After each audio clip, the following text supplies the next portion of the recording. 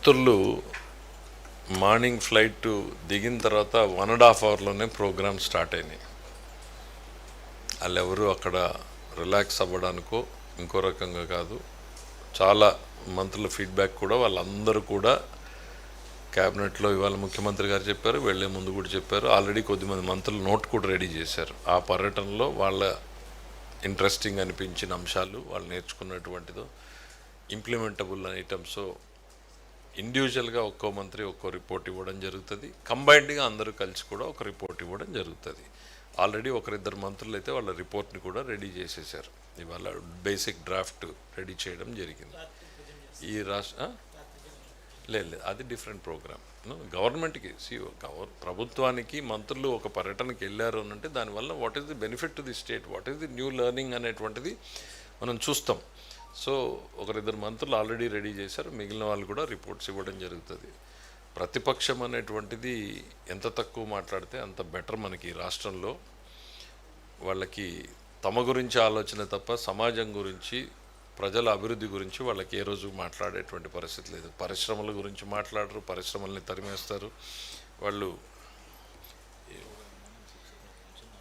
వాళ్ళకి ఒకసారి షెడ్యూల్ మా కమిషనర్ గారు తీస్తున్నారు. మార్నింగ్ 6:40కి వాళ్ళది పికప్ అయితే నైట్ 9 o'clockకి మళ్ళీ రిటర్న్ హోటల్కి వచ్చేలాగా వాళ్ళ ప్రోగ్రామ్ డే 1 మా మంత్రులది. రెండో రోజు లాబీలో ఫస్ట్ టు గ్యాదర్ అట్ 7:45కి స్టార్ట్ అయితే ఈవినింగ్ 17 hours 5 o'clockకి మళ్ళీ రిటర్న్ వచ్చారు. మళ్ళీ they continued till next day మళ్ళీ 9:30కి స్టార్ట్ అయిపోతే నైట్ 8 వరకు ప్రోగ్రామ్ నడిచింది. నెక్స్ట్ డే 9కి మొదలైతే మళ్ళీ సేమ్ థింగ్ ఈవినింగ్ 6 దాకా నడిచింది.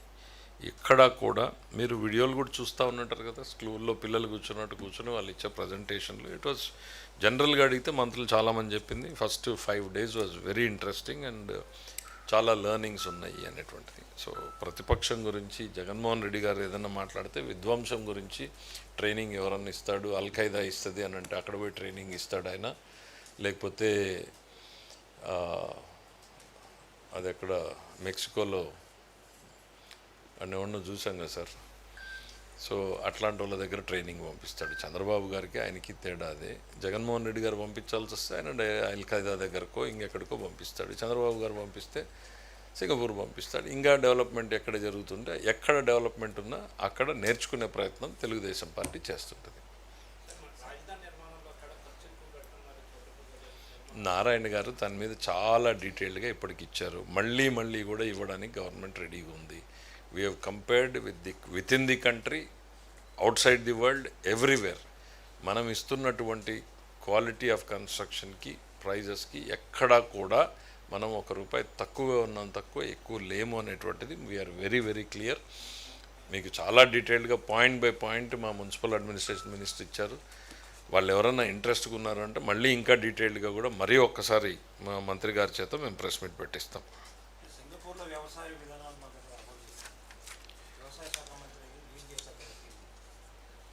నేను ఎన్ని శాఖలు చెప్పాను, మీరు ఎన్ని శాఖల గురించి రాసుకున్నారు, మీరు ఏ పత్రిక నుంచి వచ్చారో తెలీదు.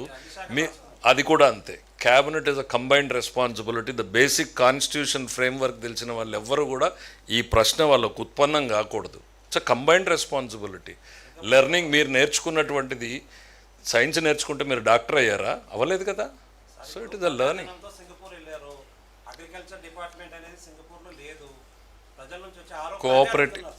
కోఆపరేటివ్ డిపార్ట్మెంట్ లేదా? He's also minister for cooperative. No, he's also minister for cooperative. They are one of the best cooperative mechanisms.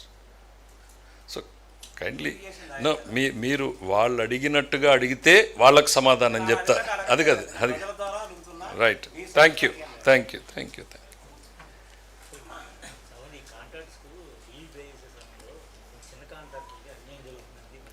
Highest priority March 31న వాళ్ళు 3 అసోసియేషన్లు ప్రెస్ మీట్ పెట్టి ధన్యవాదాలు చెప్పారు. మేము అడగకుండానే చిన్న కాంట్రాక్టర్లందరికీ పే చేశారు అనేటువంటిది. గతంలో పెట్టిపోయిన బకాయిలన్నింటినీ కూడా క్లియర్ చేశాం. ఆర్థిక శాఖకు సంబంధించి priority is given to the small contractors. మీరు వెళ్ళి వాళ్ళే ప్రెస్ మీట్లు పెట్టారు కదా, మాకు ఎవరికి కూడా తెలియదు. We do our duty. ఉన్నటువంటి పరిమితమైన నిధుల్ని మ్యాక్సిమం బికాస్ వాళ్ళకి సస్టైనింగ్ కెపాసిటీ తక్కువ ఉంటుంది, పెద్దవాడికి బ్యాంకింగ్ సపోర్ట్ ఇంకోటి ఉంటుంది. సో కాబట్టి మా ప్రయారిటీ ఎప్పుడు కూడా స్మాల్ టైమ్ కాంట్రాక్టర్స్ పరంగానే ఉంటుంది. అదే రకంగానే మేము రిలీజెస్ కూడా చేయడం జరుగుతుంది. Thank you. ఫోకస్ని షిఫ్ట్ కానివద్దండి, మీకు రాజకీయం ఏమైనా ఉంటే ఇంకోటి డీటెయిల్డ్గా మాట్లాడతాను. Thank you.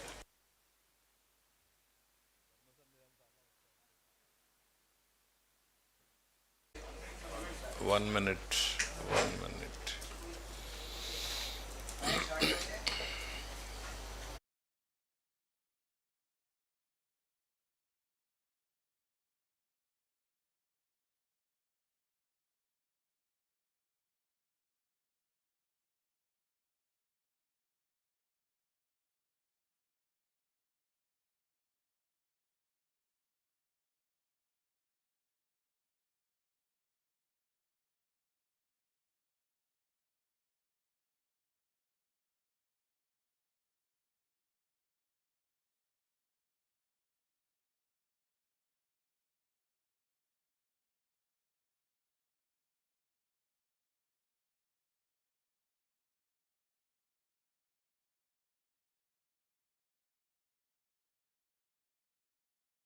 Thank you.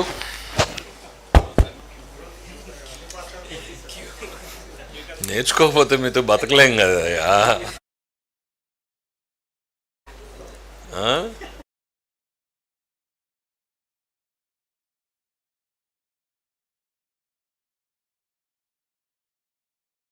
నమస్కారం. ఈరోజు జరిగినటువంటి రాష్ట్ర ప్రభుత్వ కేబినెట్ సమావేశంలో దాదాపు 41 అంశాల మీద ప్రభుత్వం నిర్ణయాలు తీసుకోవడం జరిగింది. వాటిలో శాఖల వారీగా మనం చూసుకున్నప్పుడు ముందుగా హోంశాఖకు సంబంధించి దాదాపు 23 సంవత్సరాలుగా పదోన్నతి అనేటువంటిది లేకుండా కానిస్టేబుల్గా రిక్రూట్ అయిపోయి కానిస్టేబుల్గానే ఉండిపోయినటువంటి దాదాపు 385 మంది కానిస్టేబుళ్ళకి హెడ్ కానిస్టేబుల్ పోస్ట్గా అప్గ్రేడ్ చేస్తూ ఇవాళ నిర్ణయం తీసుకోవడం జరిగింది. ఇది మరి సిరీస్ ఆఫ్ గవర్నమెంట్స్లో ఇది కొంచెం నెగ్లెక్ట్ అయినట్టుగానే కనపడింది. అందుకని గౌరవ ముఖ్యమంత్రి గారు దాన్ని శాఖ రివ్యూలో చెప్పినప్పుడు ఇవాళ క్యాబినెట్ దానికి అప్రూవల్ ఇవ్వడం జరిగింది. 385 కానిస్టేబుల్ పోస్టులని ఆ హెడ్ కానిస్టేబుల్ పోస్ట్గా అప్గ్రేడ్ చేయడంతో వాళ్ళందరికీ కూడా పదోన్నతులు ఇవ్వడం జరుగుతుంది. న్యాయశాఖకు సంబంధించి 2 నిర్ణయాలు తీసుకోవడం జరిగింది. గౌరవ సుప్రీంకోర్టు ఆదేశాల మేరకు కొన్ని పోస్టుల్ని క్రియేట్ చేయమని చెప్పి సుప్రీంకోర్టు ఆదేశాలు ఇవ్వడం జరిగింది. దాని ప్రకారం దాదాపు రాష్ట్రంలోని న్యాయ విభాగాల్లో మొత్తం 21 పోస్టుల్ని క్రియేట్ చేయడం జరిగింది. 21 పోస్టులు ఎలాంటివంటే chief court manager, 5 senior court మేనేజర్లు, 15 కోర్టు మేనేజర్లు, ఇవన్నింటినీ కొత్తగా పోస్టులని క్రియేట్ చేయడం చేస్తూ క్యాబినెట్ నిర్ణయం తీసుకోవడం జరిగింది.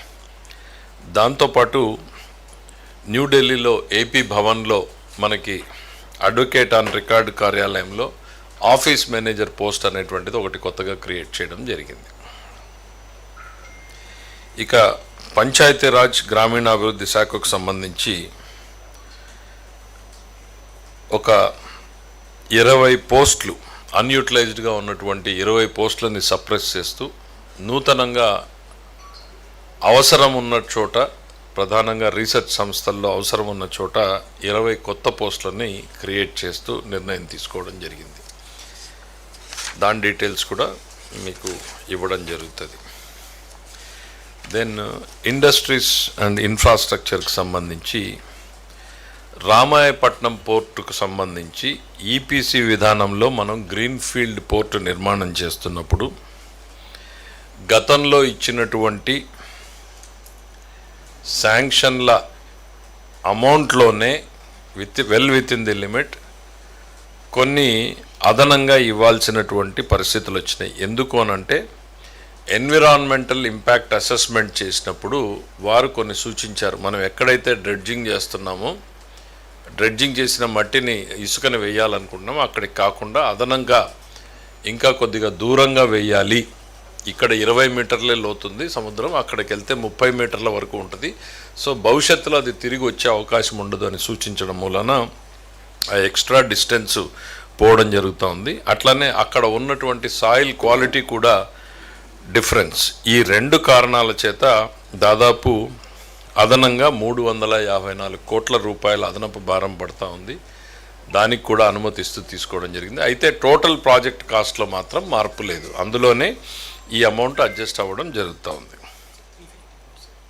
మీకు డీటెయిల్ నోట్స్ ఇస్తాం. 354 కోట్ల 23,81,192 అంత డీటెయిల్గా ఇస్తాం. ఇక అగ్రికల్చర్ అండ్ కోఆపరేషన్కి సంబంధించి